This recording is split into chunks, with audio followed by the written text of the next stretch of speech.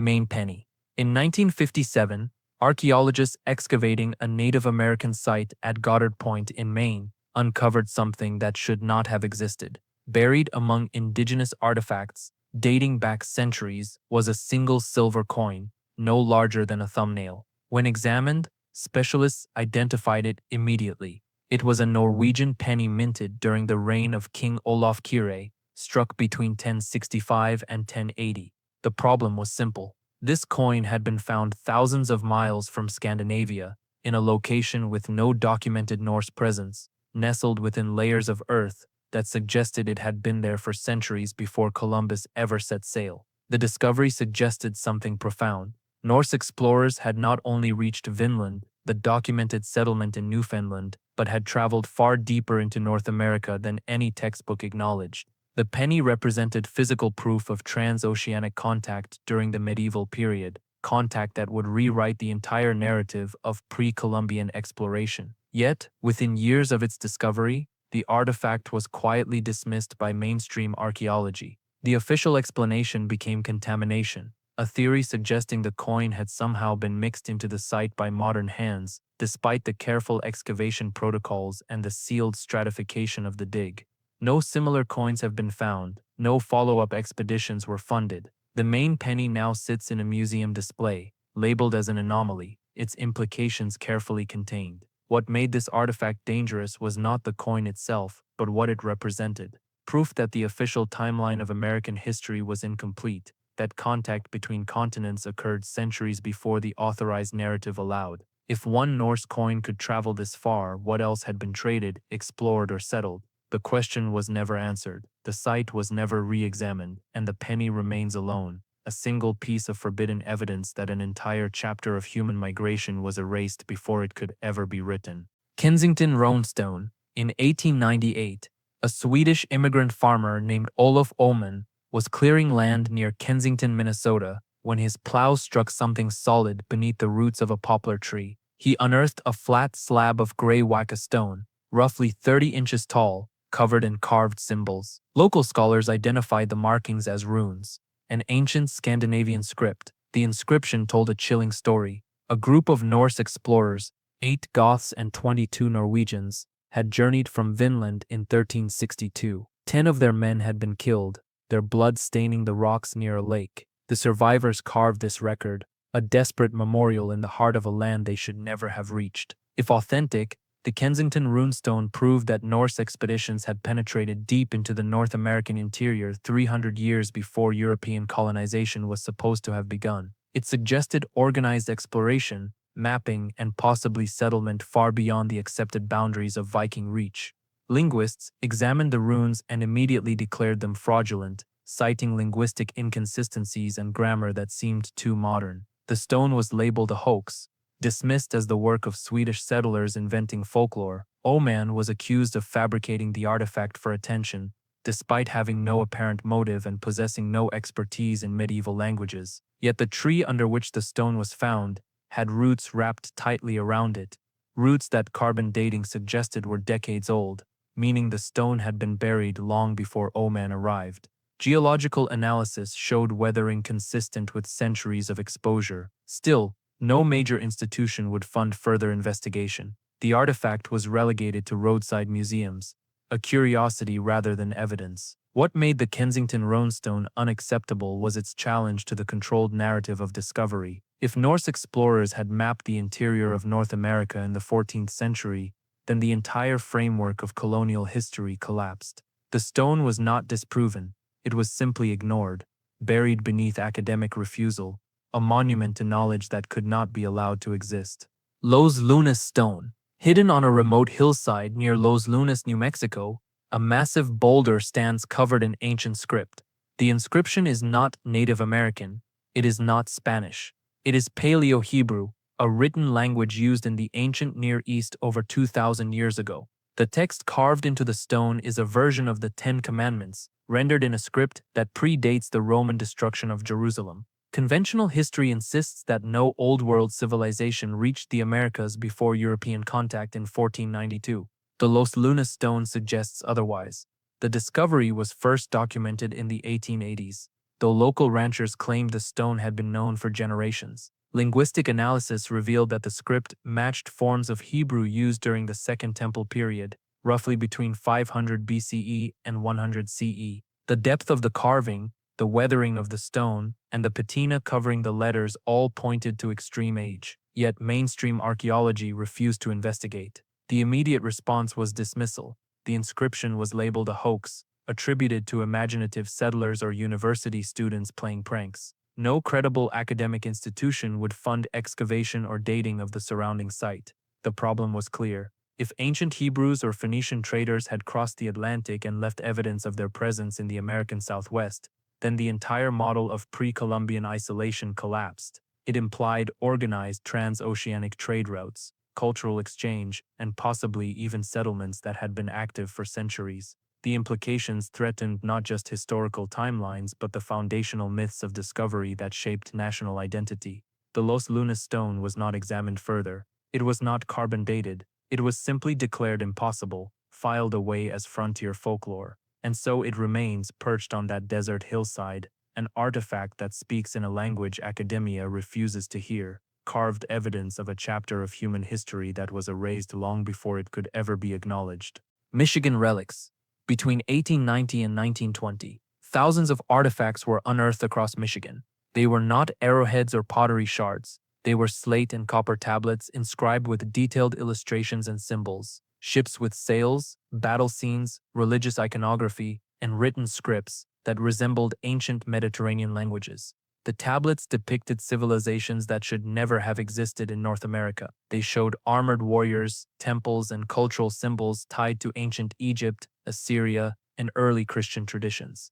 The sheer volume was staggering. Over 10,000 objects were recovered from organized excavations across the state. The artifacts suggested something extraordinary: an entire forgotten civilization or multiple waves of Old World travelers who had established settlements in the Great Lakes region centuries before Columbus. Scholars who examined the tablets noted linguistic elements resembling Phoenician, Coptic, and even early Latin scripts. Yet within decades, the entire collection was dismissed. Museums refused to display them. Academic journals rejected papers analyzing them.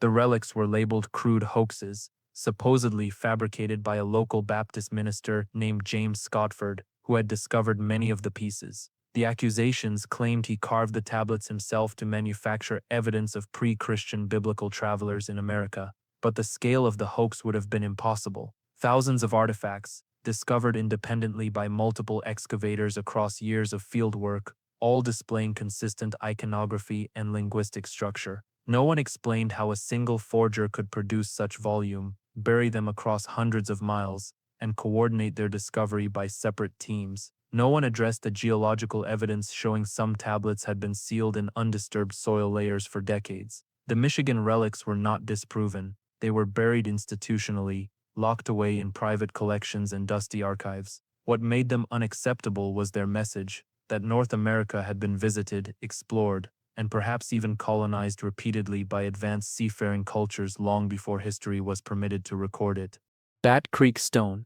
In 1889, Smithsonian archaeologist John Emmert excavated a burial mound in Loudoun County, Tennessee. Beneath layers of earth, he uncovered skeletal remains and a small inscribed stone resting near the skull of one individual.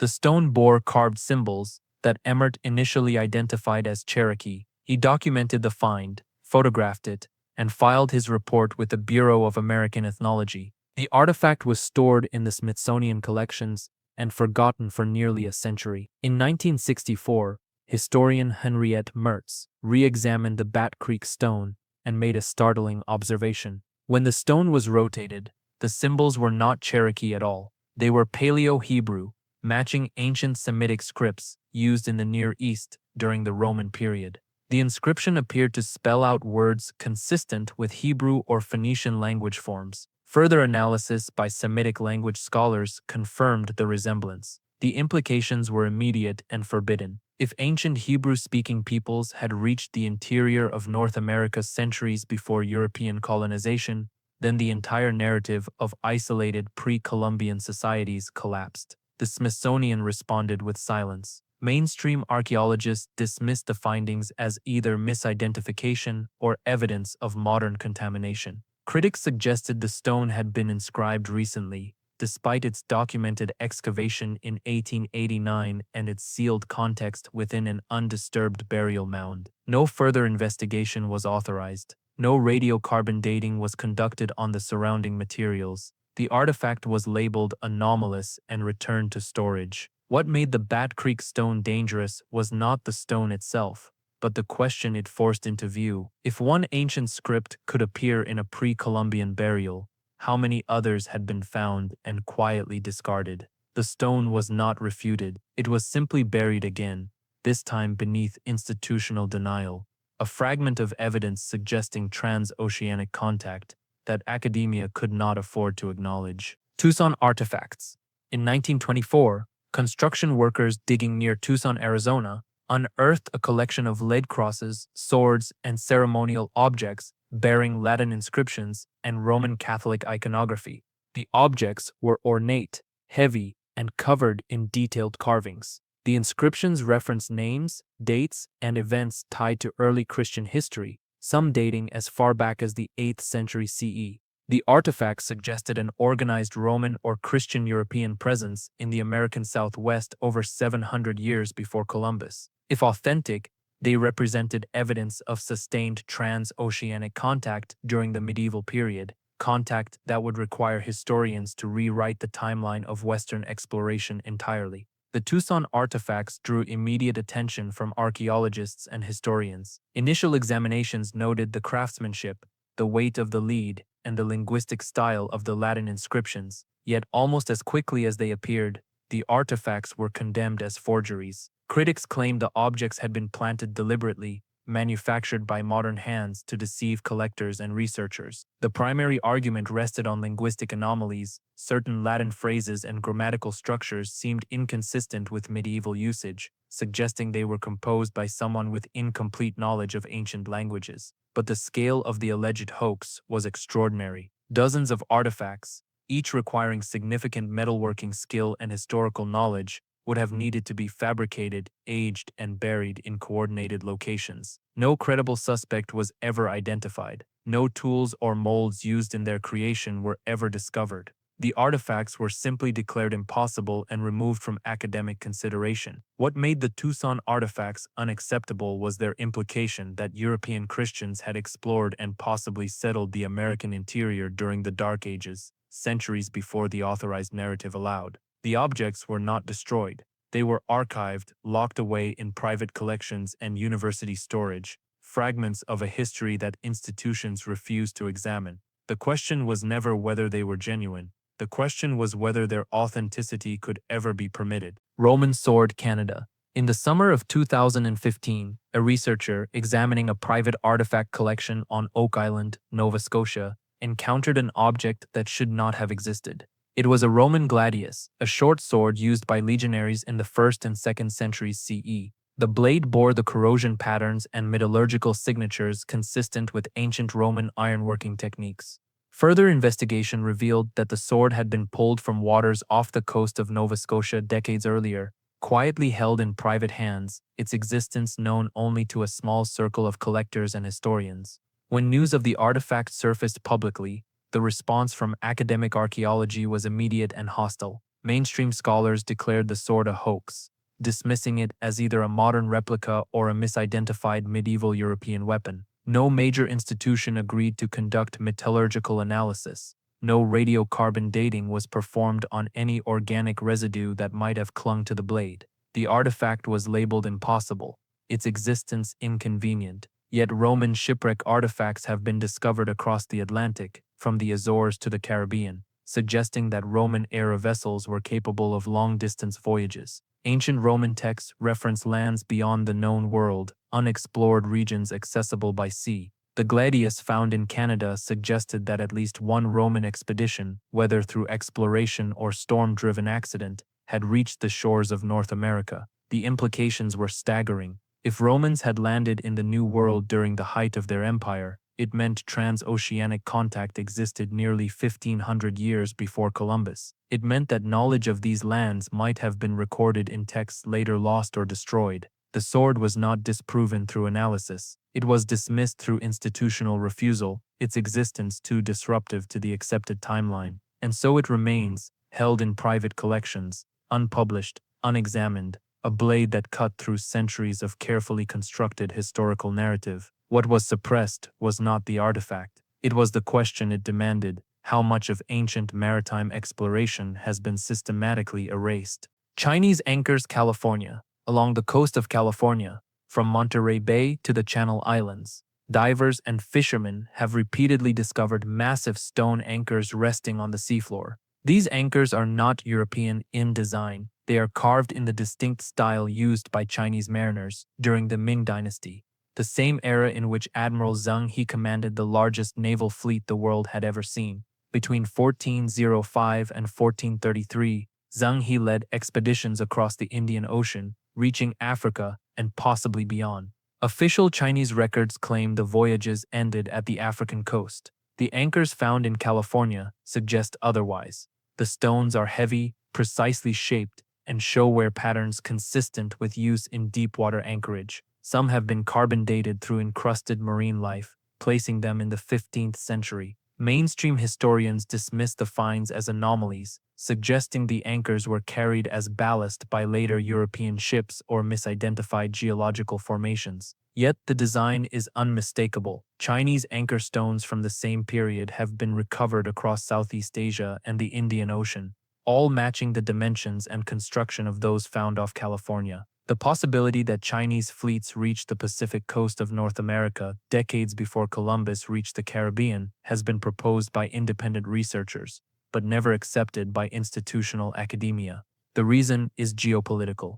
If Chinese explorers mapped the Pacific Rim in the early 15th century, it challenges Western narratives of discovery and undermines the foundational myth that European powers were the first to explore and claim the New World. It suggests that maritime technology, navigation, and organized transoceanic exploration existed outside Europe long before the Age of Discovery. The anchors have not been excavated by major institutions.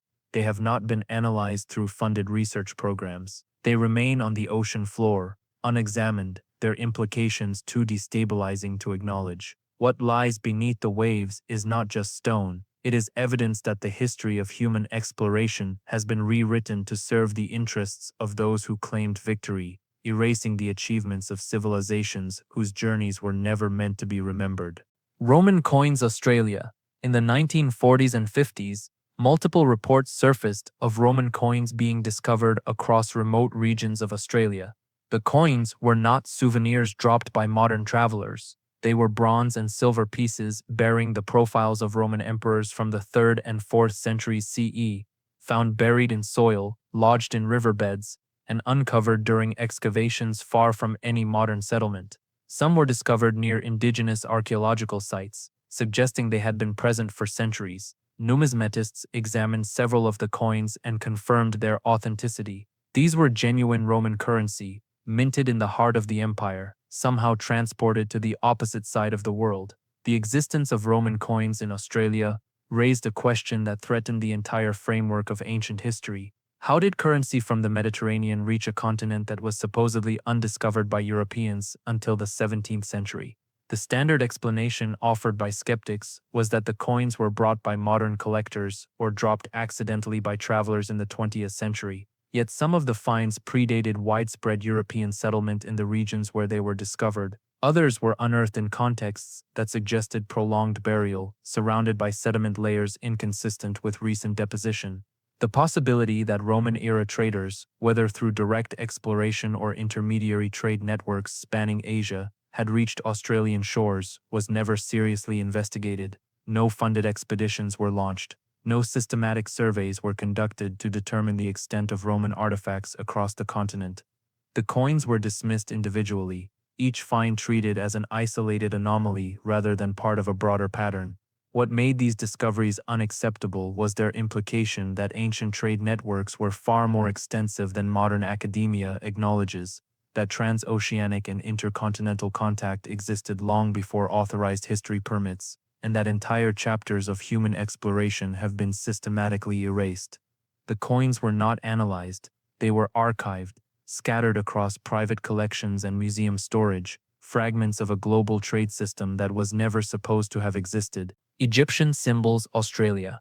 In the early 1900s, explorers and researchers in the remote bushlands north of Sydney, Australia, discovered something that defied every established principle of archaeology. Carved into the sandstone walls of a hidden gorge were hieroglyphs, Egyptian hieroglyphs, rendered in the formal style used during the Old and Middle Kingdom periods. The glyphs depicted cartouches, royal symbols, and inscriptions referencing journeys, shipwrecks, and expeditions far from the Nile. The site, now known as the Gosford glyphs, has been studied, photographed, and debated for over a century. Mainstream Egyptologists have declared the carvings modern forgeries, yet no forger has ever been identified, no tools recovered, and no credible explanation provided for how untrained hoaxers could replicate complex hieroglyphic grammar with such precision. The inscriptions tell a story. They describe a group of Egyptian explorers who became stranded after their ship was destroyed. They carved their account into the rock, a memorial to their lost expedition and their gods. Linguistic analysis by independent Egyptologists has noted the correct use of archaic grammatical structures, symbols rarely seen outside temple inscriptions in Egypt, and stylistic consistency with pre-Ptolemaic writing. The weathering of the stone, the depth of the carving, and the patina covering the glyphs all suggest age far beyond modern fabrication. Yet no university, no museum, and no government body has funded comprehensive dating or excavation of the site.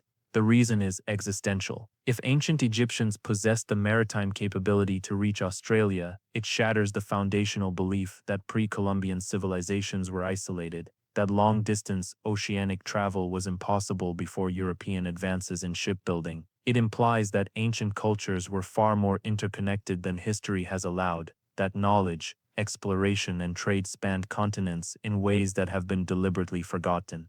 The Gosford glyphs have not been disproven. They have been ignored, dismissed without investigation, buried beneath a century of institutional refusal, and so they remain, carved into stone, in a remote gorge, a message from a civilization that traveled farther than we were ever supposed to know.